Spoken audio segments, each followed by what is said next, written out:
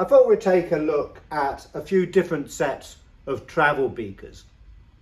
Travel beakers were made for quite a long period, from probably the mid 19th century, still today, but the golden age was probably late 19th century to say 1930s, 40s. Most of the sets that you see tend to be early 1900s, and they tend to be sets of graduated beakers and in a leather travel case like this one. A lot of the earlier beakers were made out of horn. When you get up towards the end of the 19th century, they tend more to be in silver plate, nickel plate, or if you're lucky, silver. We'll come back to this set later because it's actually the latest out of the three sets. This one is probably the earliest. Got a nice leather case, and you can see originally it would have had a shoulder strap, much like this one, so you can carry it about easily.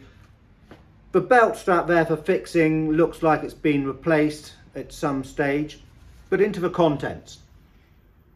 Now, whereas you would probably expect to see a graduated set of beakers, this set is slightly different.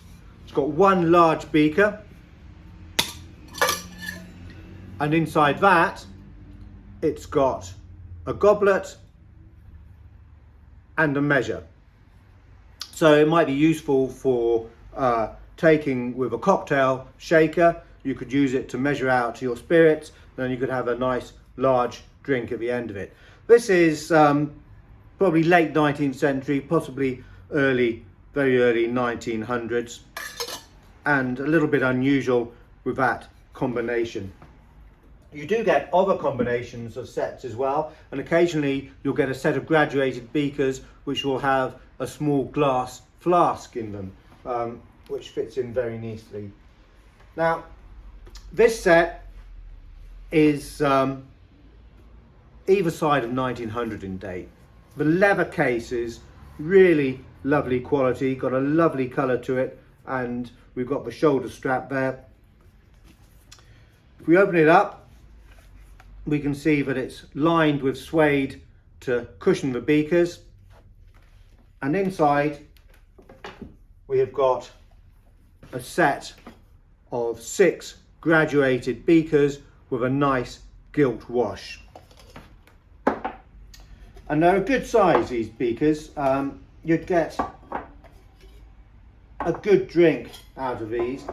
No little nip to warm you up of whiskey or brandy on a cold day out in the field, but you know, a really good sized drink. And if we look to the underside, you can see there's some pseudo hallmarks there for J and DS. James Dixon and Sons, prolific makers in Sheffield, very well known for the flasks that they produce. And you can maybe also see, if I try and get in a little bit closer, their trumpet and banner logo there. Now, this set is lovely quality, from the gilt wash, gold of course being a very pure metal, so the drink is not going to be affected by the metal of a beaker, even to putting these rings to the underside to give the base of your beaker a little bit of a grip when you put it down. So there we go, 3 different sets. On to the latest. Now, this set is not silver plated as you might expect, but it's actually made out of a synthetic resin, and it's called bandalaster ware. Bandalaster ware was developed in the 1920s in Britain by a company called Brook and Adams Limited, B&A bandalaster ware, and they were produced in the 1920s. They produced a whole range of domestic wares, picnic sets, all sorts. And hopefully you can see under there, it's got all of the details of the maker, Bandolaster.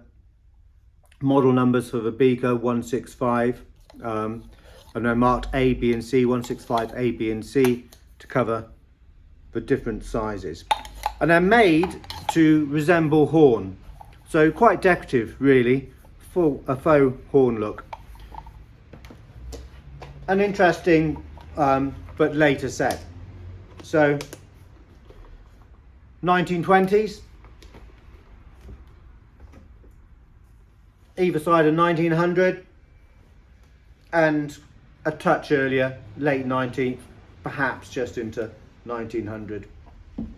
And there you go, a short look at 3 different types of beakers. There's far more to know about travel beakers, but hopefully that's quite an interesting introduction for you.